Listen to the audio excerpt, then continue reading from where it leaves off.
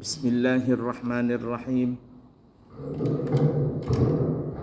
Assalamualaikum warahmatullahi wabarakatuh.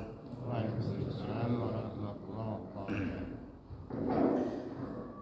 Alhamdulillahi rabbil alamin.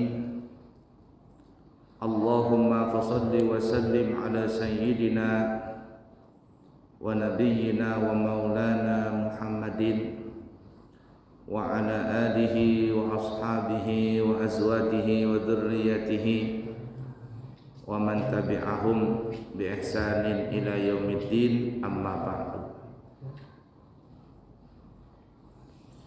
Bapak Ibu para jemaah sekalian yang disayangi Allah dan dicintai Allah, sebelum kita melanjutkan pelajaran kita, ada informasi bahwa pesantren kami Al-Islami Nurul Anwar Amburawang Darat sekarang mempunyai program menyekolahkan santri gratis di pesantren kami, tetapi untuk dua golongan. Golongan yang pertama adalah anak yatim. Syaratnya ada dua. Yang pertama, anak yatim itu di umur tingkat SD. Kenapa kita mencari tingkat SD? Karena definisi yatim itu artinya adalah anak kecil yang meninggal bapaknya. Yang disebut anak yatim itu anak yang belum balik. Kalau sudah besar, apalagi seperti kita ini, bukan yatim lagi sudah. Yatim tuha sudah.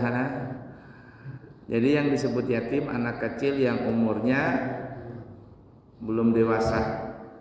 Nah, biasanya kan anak-anak yang belum dewasa itu di bawah umur 12 tahun. Yang kedua syaratnya adalah mamanya tidak menikah lagi. Karena kalau seandainya mamanya menikah lagi, baik nikah siri apalagi nikah resmi, rasanya nggak etis yang menikah mamanya, saya yang menanggung anaknya.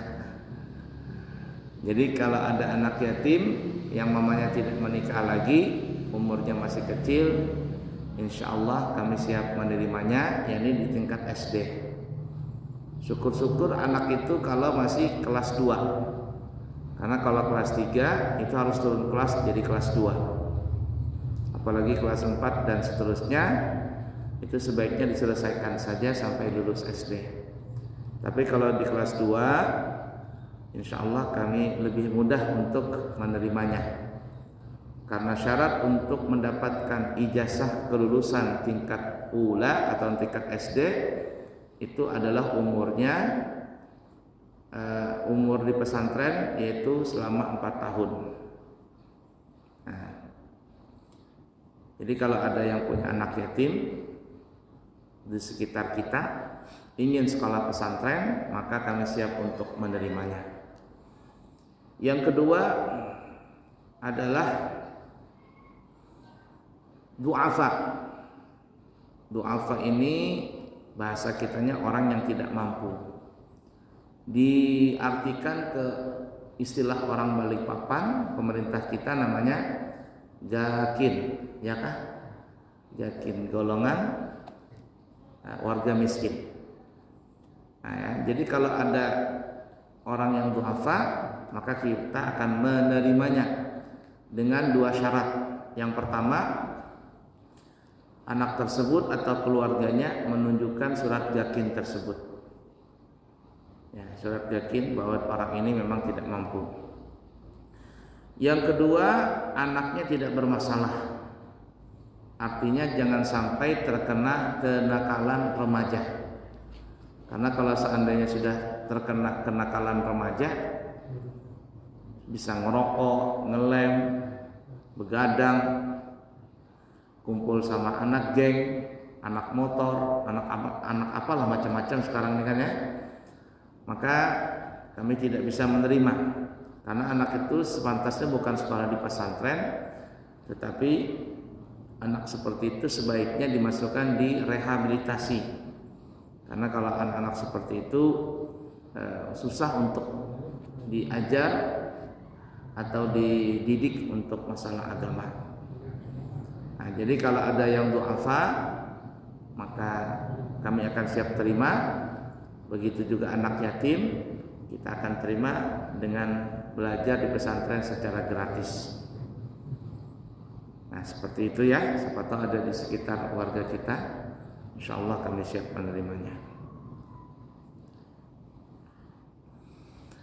Baik, kita akan membahas tentang sabda Nabi kita Muhammad sallallahu alaihi wasallam yang diriwayatkan hadis ini oleh Al-Imam Ibnu Majah, kemudian juga Imam Baihaqi, dan juga diriwayat Imam Ibnu Khuzaimah,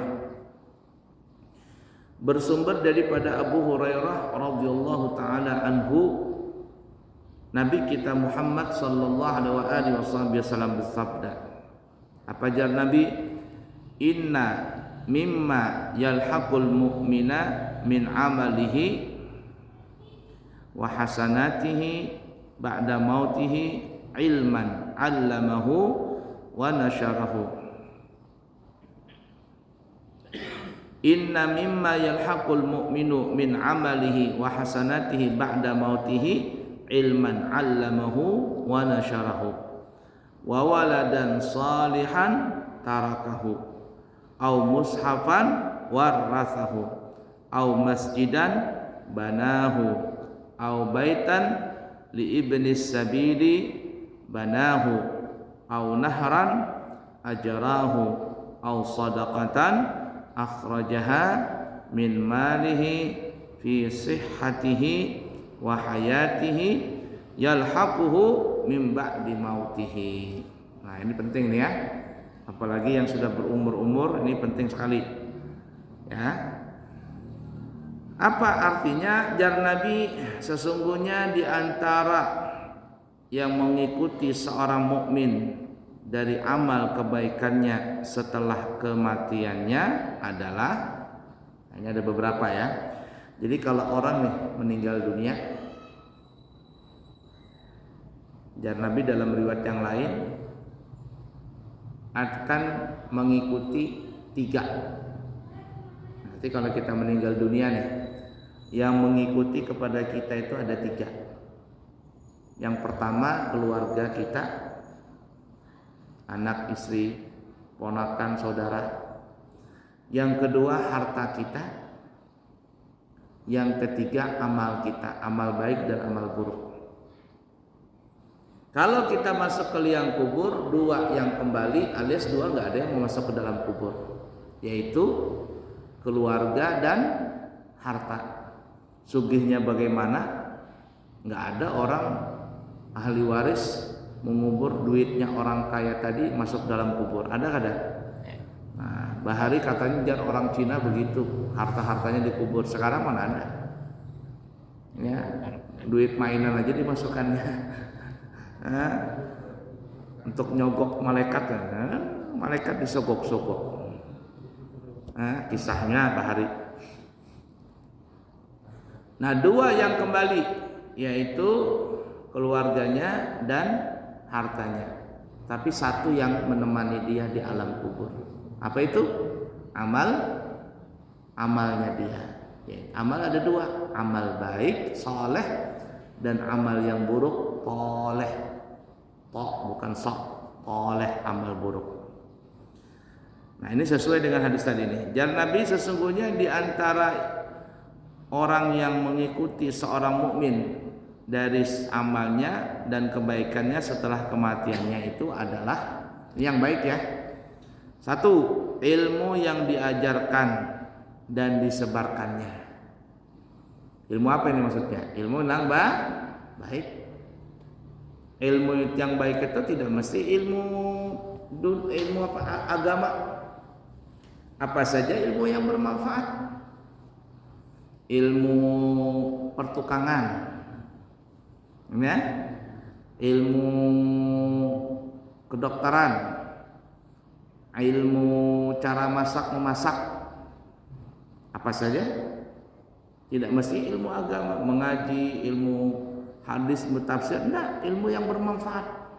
Ilmu yuntafa'u bih, dalam riwayat yang lain, ilmu yang bermanfaat. Nah, jadi seperti itu tuh.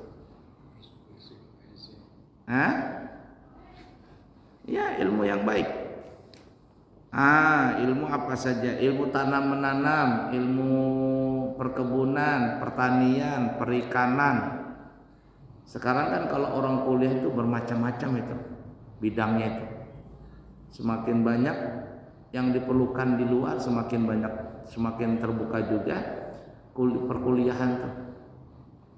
Ada kuliah desainer desainer apa tuh yang mengolah pakaian, ada kuliah interior, apa istilahnya itu, interior eksterior, itu banyak diperlukan itu juga. Orang bikin gedung, bikin ini di dalam ini, bagaimana cara membuat ruangan itu bagus. Ilmu pendekoran, ada kuliah gitu. Ilmu apa lagi? Fotografer kah? Macam-macam ilmu itu sekarang. Kalau ada tuh perusahaan bisa bikin uang, mungkin ada ilmu perkuliahan bikin uang, cuman nggak bisa kan ya? Banyak ilmu itu. Nah itu selalu kebaikan itu datang kepada orang yang mati tadi. Walaupun orangnya sudah meninggal dunia, ilmu tadi diajarkan ke orang, disebarkan. Semakin banyak murid yang belajar dengan orang tersebut, maka dia semakin banyak mendapatkan pahala. Nah murid ini pun belajar ngajar lagi kepada murid-murid yang lainnya, maka orang yang meninggal ini sudah dapat 2 keturunan pahala dari muridnya, dari murid-muridnya. Murid yang kedua tadi mengajarkan lagi kepada murid yang ketiga, maka yang meninggal ini sudah dapat 3 transferan pahala. Dan seperti itulah seterusnya. Nah, untung tuh kalau ada orang zaman dulu yang mengajarkan ilmu, sampai sekarang ilmunya dipakai. Orangnya sudah meninggal dunia, tapi pahala itu jalan terus, nggak pernah berhenti. Dan yang paling banyak adalah Nabi kita Muhammad sallallahu alaihi wasallam, karena Nabi mengatakan, ana madinatul ilm wa aliyun babuha, faman arada al madinah falyatiha bibabiha, gitu kan ya. Siapa, kata Nabi, aku adalah kotanya ilmu dan Sayyidina Ali adalah pintunya, dan siapa yang kepingin masuk ke kotanya, ini ke aku ini dapatkan ilmu, mesti lewat pintunya, yaitu pintunya Sayyidina Ali. Nah itu tuh paling banyak pahala Nabi kita Muhammad sallallahu alaihi wasallam, karena semua kebaikan dari ilmu adalah dari Nabi kita Muhammad sallallahu alaihi wasallam. Tapi sebaliknya, kalau ada orang menyebarkan ilmu tapi ilmunya ilmu sesat, ilmu perdukunan, ilmu persantetan, ilmu hitam, ilmu perjudian, ilmu penipuan, ilmu merakit bom, ilmu cara menipu orang, kan banyak tuh sekarang tuh tutorial yang mengajarkan ilmu seperti itu di apa namanya, di Syekh Google, al YouTube itu lengkap ilmu dunia ada, ilmu akhirat ada, ilmu hitam ada, lengkap tuh. Bahkan orang belajar ilmu hipnotis sekarang bisa di YouTube, ada cara belajar tuh. Macam-macam. Nah, siapa yang mengajarkan dan menyebarkan ilmu hitam tadi, ilmu jahat tadi, maka dia akan juga dapat apa? Pahala? Bukan, dapatkan dosa. Semakin banyak orang yang belajar, semakin banyak dia dapat dosa. Dalam riwayat yang lain, Nabi itu mengatakan bahwa Qabil membunuh Habil. Qabil dan Habil ini kan anaknya Nabi Adam. Jadi Qabil membunuh Habil, dan itu pertama kali pembunuhan yang ada di muka bumi. Ya, pembunuhan pertama kali di muka bumi adalah pembunuhan membunuhnya si Qabil akan si Habil bunuh. Apa jar Nabi? Dan setiap ada di muka bumi pembunuhan secara zalim, maka si Qabil akan mendapatkan transferan dosa dari orang yang membunuh di muka bumi ini. Sekarang di muka bumi ini berapa ratus orang yang terbunuh dengan secara zalim? Berapa? Banyak sekali. Maka si Qabil yang pertama kali membunuh saudaranya Habil, dia akan mendapatkan transferan dosa dari dosanya orang-orang yang telah membunuh sesama muslim di muka bumi ini dengan secara zalim. Nah, jadi kita hati-hati, jangan mengajarkan ilmu yang tidak baik, ajarkan saja ilmu yang baik. Kemudian yang kedua kata Nabi, amal itu akan menyertai orang mukmin yang sudah meninggal adalah waladan salihan tarakahu, anak yang saleh ditinggalkannya. Dalam riwayat yang lain, anak saleh yad'ulah, yang selalu mendoakannya. Syaratnya anak itu dua. Ya, kalau kita ingin mendapatkan transferan pahala dari anak kita itu dua syaratnya. Anak saleh yang suka mendoakan orang tuanya. Ada orang punya anak rajin sholat, rajin puasa, tapi karena salah memasukkan anak ini ke sekolah, ternyata anak ini tidak sepaham dengan bapaknya. Ziarah kubur syirik, tahlilan syirik, apa lagi? Talqin syirik, semuanya serba syirik. Ketika bapaknya meninggal dunia, anaknya tidak mau menziarahi, tidak mau mendoakan. Apa yang terjadi? Maka si bapak ini, maksudnya orang tuanya, mendapatkan pahala yang kurang sempurna. Kurang sempurna. Atau sebaliknya, dia punya anak, masya Allah, suka mendoakan orang tuanya, bikin tahlilan, ya, kemudian ngirim pahala, tapi anaknya nggak sholat, anaknya tidak puasa. Ada nggak seperti itu? Banyak saya temui. Ya, anaknya ini kalau sudah haul bapaknya nggak pernah lupa untuk kirim pahala, ya, pahala sedekah, pahala ini. Tapi anaknya nggak sholat, tidak salat, tidak puasa.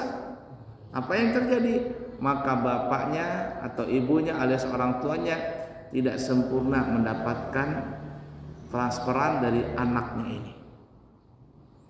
Jadi kalau kita meninggal dunia nih ya, ingin dapat transferan pahala dari anak kita, syaratnya dua tadi, saleh dan suka mendoakan kita. Nah, mudah dipaham kira-kira ya? La ilaha illallah, la ilaha illallah.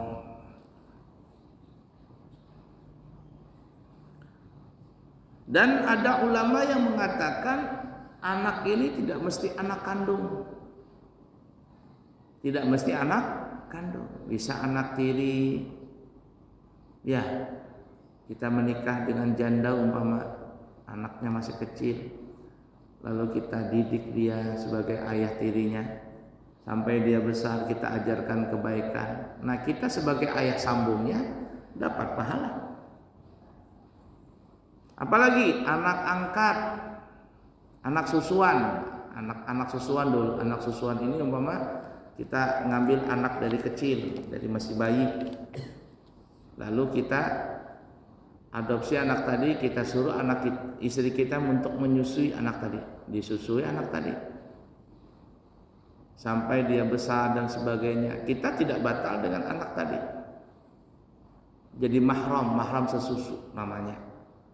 Tetapi tidak saling waris mewarisi. Tidak bisa saling waris mewarisi. Kan banyak orang ngadopsi anak tuh. Ini namanya anak susuan. Tidak batal wudunya, tidak boleh menikah, tetapi tidak saling waris mewarisi. Kita didik anak tadi sampai dia menjadi anak yang saleh. Maka ini juga akan membuahkan hasil untuk kita. Atau anak angkat. Anak ini sudah besar, di atas umur 2 tahun. Kan kalau orang ngambil anak di bawah 2 tahun itu bisa disusui. Tapi kalau sudah di atas 2 tahun tidak bisa lagi jadi anak susuan. Ada orang datang ke panti asuhan ngelihat ada anak umur 2,5 tahun, 3 tahun, masih lucu-lucunya kan, dipeliharalah sama orang kaya ini. Itu anak susuan? Bukan. Anak tiri? Bukan. Siapa itu? Itu namanya anak angkat. Ya, waladul mubanna namanya, anak angkat namanya. Dalam bahasa Arab seperti itu.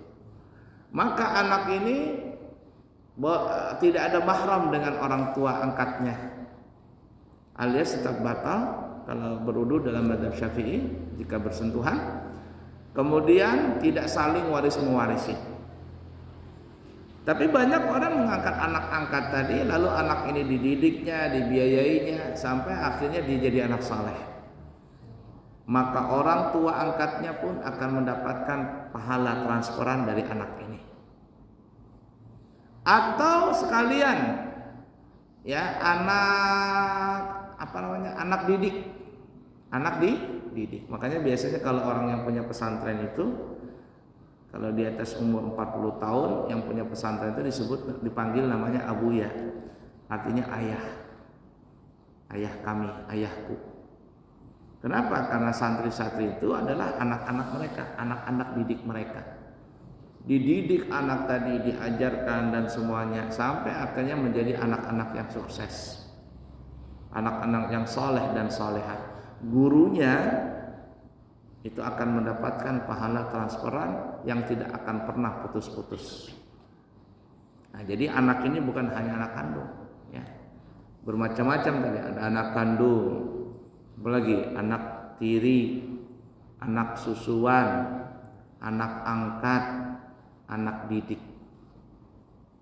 Semua yang kita sebutkan tadi itu kalau kita berhasil untuk menggembleng mereka menjadi anak saleh atau salehah, maka kita di alam kubur akan mendapatkan pahala buah dari hasil didikan kita kepada anak-anak tadi.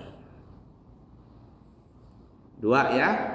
Kemudian yang ketiga, ajar Nabi au mushafan warathahu, atau Al-Qur'an yang dia berikan, dia wariskan. Nah, makanya ini banyak orang kalau orang berangkat umrah, berangkat haji, itu apa ya namanya itu? Apa? Wakaf Al-Qur'an. Memberikan wakaf Al-Qur'an. Banyak seperti itu. Nah, ada dulu orang banyak ngasihkan Quran ke pesantren saya. Banyak sekali berdus-dus. Jadi datang katakannya untuk pesantren di sini, karena kan ngajarin Al-Qur'an kita di pesantren, menghafal Quran. Jadi anak-anak santri saya ini sudah ada yang pegang Quran semua. Quran ini banyak sekali. Berdus-dus masih di pesantren itu saya simpan. Kalau saya kasih terus, anak-anak ini kepingin terus. Ya, tidak ada berhentinya dia minta Quran terus, dikit-dikit robek, minta lagi, robek, minta lagi. Akhirnya yang sudah dapat tidak boleh lagi ambil. Quran itu saya simpan di pesantren, tapi saya ini merasa tidak enak karena kan ini kan punya orang. Mereka niat memberikan tadi untuk dibaca. Nah, kemudian ada di grup WhatsApp saya itu seseorang ustadz, dia berdakwah di daerah Kalteng atau di mana ya, Kalteng atau Kalbar lah, di pedalaman orang-orang Dayak. Nah, pedalaman orang-orang Dayak yang baru masuk Islam. Katanya di dalam grup itu kami perlu Al-Quran, karena di pedalaman ini perlu Al-Quran. Bahkan bagi para ustadz yang kepingin menikah di sini banyak nih, yang janda ada, yang gadis ada katanya. Yang mau menikah katanya banyak di sini katanya. Karena jadi Saya respon itu. Saya bilang, Ustadz, kalau antum mau Quran, di pesantren saya banyak Quran. Berapa banyaknya? Kalau datang jangan pakai motor, kata saya, pakai mobil pickup, kata saya. Pakai mobil pickup atau mobil lah, kata saya. Akhirnya dia datang pakai mobil pickup.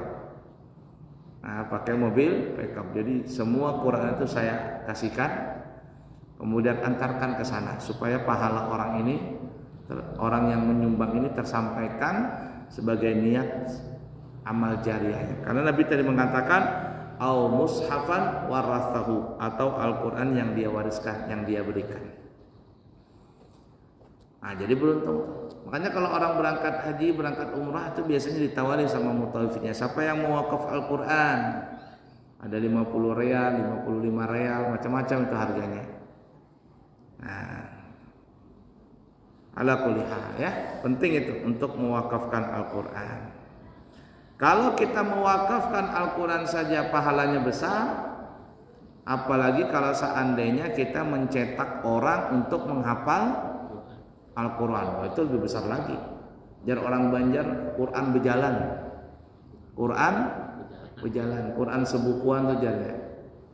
Bahkan pernah seseorang menanya kepada Habib Umar, guru kami di Hadramaut. Jadi menanya, wahai Habib, bagaimana kalau kita menyentuh atau bersentuhan dengan orang yang hafal Quran? Gimana kata Habib, kata orang ini. Jadi Habib Umar itu menjawab, kalau secara ilmu syariat, mazhab empatnya, Hambaliyah, Hanafi, Maliki, Syafi'i, menyentuh Al-Quran itu tidak boleh kecuali dengan berwudu. Nah, kemudian untuk menyentuh orang yang hafal Quran, ya hukum syariat nggak apa-apa, nggak berdosa. Tapi kata beliau, alangkah baiknya kalau kita bersentuhan dengan orang yang hafal Quran itu dengan cara berwudu.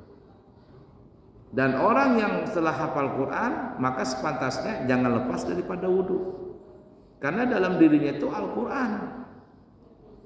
Jadi kita yang megang dia, menghormati itu bukan menghormati Al-Qurannya tadi itu loh, menyentuh kita dengan cara berwudu. Dan yang hafal Quran lebih-lebih lagi, maka sebaiknya dia selalu dalam keadaan berwudu. Nah, Quran jar orang banyak, Quran sebukuan. Nah, makanya tadi kalau kita mewakafkan Al-Quran saja pahalanya terus menerus, bagaimana kalau seandainya kita mencetak anak-anak itu menjadi penghafal Quran? Maka pahalanya lebih besar lagi. Udah dipaham? Kemudian selanjutnya berapa sudah tadi ya? 2, 3. Karena yang keempat, au masjidan banahu, atau masjid yang dibangun. Yang punya tanah siapa bahar ini? Ada yang ingat? Yang tahu Pak Lihat? Yang punya tanah masjid siapa namanya? Dibeli kan atau dikasih? Wakaf. Ah? Coba lihat. Yang bangun masjidnya siapa? Masyarakat. Nah, beliau punya tanah dapat pahala terus. Apalagi ada orang yang lebih daripada itu, sudah dia punya tanah dia bangunin lagi, lalu dia wakafkan lagi. Waduh, itu luar biasa tuh. Ya, banyak orang-orang kaya di dunia ini yang bangun masjid. Kalau nggak bisa bangun masjid, ya musola lah dulu. Nah, banyak itu. Nah, jadi kalau seperti itu luar biasa. Aduh, saya nggak bisa bangun masjid. Ya sudah, nyumbang. Ada orang bangun masjid, nyumbang. Nyumbang semen kah, nyumbang pasir kah, nyumbang koral kah. Nggak bisa nyumbang harta. Ya sudah, nyumbang tenaga. Ini kayak Pak Haji sama kelompoknya. Berapa sudah bangun masjid di Balikpapan, bangun pesantren, banyak banget sudah. Itu menyumbang tadi dengan tenaga bisa, dengan harta bisa. Ya. Nah, lanjut. Au baitan li ibnis sabili banahu. Termasuk juga kata Nabi membikin rumah membikin asrama, membikin mes untuk orang yang dalam perjalanan. Ibnu Sabil itu bahasa kitanya apa ya? Ya, aneh apa? Orang perantau, orang yang di jalan. Ya, orang yang rumah singgah apa istilahnya itu? Nah, itu. Makanya di masjid-masjid yang seperti apa yang di Jogja itu, Masjid Jogorian apa namanya itu. Nah, itu dia punya tempat asrama untuk orang istirahat. Disediakan makanan, disediakan minuman. Kalau orang bawa sendal, kemudian sendalnya hilang, diganti sendalnya. Orang bawa motor ke masjid itu, motornya hilang, dicuri orang, diganti motornya. Ada yang celetuk, bagaimana kalau bawa istri, istrinya hilang? Itu masjid untuk semuanya. Makanya orang kalau bahari kami kecil lah, gimana kita tidurnya? Umpama kita mau kemana? Tidur di hotel mana kita? Hotel Muslimin itu ada sana. Hotel Muslimin di mana hotel Muslimin? Masjid katanya. Masjid. Nah itu. Apalagi memang disediakan khusus nih asrama ini. Tuh di Banjarmasin tuh, di Martapura itu ada yang namanya asrama Amuntai, ada khusus orang Amuntai. Asrama ini, asrama itu macam-macam. Jadi anak-anak yang sekolah di situ di Martapura, mereka tinggal di asrama sudah nggak bayar, paling-paling cuma listrik, air dan sebagainya, perawatan saja. Kita di Jakarta ada apa namanya Hotel Kalimantan atau apa istilahnya itu, Kalimantan Timur, mes Kalimantan Timur. Jadi kita tetap bayar itu untuk perawatan, masa nggak dirawat? Ya bayar murah, tapi itu untuk perawatan. Lanjut, apalagi yang pahalanya terus menerus walaupun kita meninggal, au nahran ajarahu, atau dia membuat sungai yang dialirkannya. Bahasa kitanya apa ya? Irigasi. Irigasi. Ya, perairan apa untuk ngairin sawah. Bikin sumur bor. Sumur itu besar pahalanya orang bikin sumur bor itu. Di pesantren, di masjid, nih ada sumur bor sih? Belum ada. Sumur bor. Ada yang bayarin apa namanya ini, bayarin PDAM-nya, besar pahalanya itu. Kemudian apalagi au sadaqatan akhrajaha min malihi fi sihhatihi wa hayatihi, atau dia mengeluarkan sedekah dari hartanya pada saat dia dalam keadaan sehat dan masih hidup. Jadi kalau kita ingin bersedekah, mana besarnya? Setelah mati atau waktu hidup? Waktu hidup lebih besar. Jangan berwasiat nih abah kalau meninggal lah berikan harta ini ke sini. Itu wasiat. Tapi kalau ganal-ganalan, bagus ganal mana pahalanya? Kita bersedekah setelah mati atau sedekah waktu hidup? Waktu hidup. Karena waktu hidup itu kita penting apa namanya masih pelit-pelitnya. Tapi kalau sudah mati itu ahli warisnya dia berpikir-pikir. Ya, abah bahari pelit banar lawan kita lawan anak sekarang disuruh bersedekah untuk sidin. Nah itu tuh. Jadi waktu hidup ini bersedekah. Ya, yalhaquhu min ba'di mautihi, semuanya akan mengikutinya itu nanti setelah matinya. Ya, jadi yang kita sebutkan tadi ilmu, anak, Al-Qur'an, masjid, asrama untuk orang untuk sabilillah, apalagi sungai, termasuk ya tadi sumur apa dan sebagainya, sedekah di waktu hidup itu akan terus mengalir walaupun kita telah meninggal dunia. Nah, mumpung masih hidup, mari kita raih poin-poin, salah satunya apalagi bisa semuanya dari yang kita sebutkan tadi. Baik, cukup sekian. Semoga ada manfaatnya. Insyaallah kita bertemu di kesempatan yang akan datang.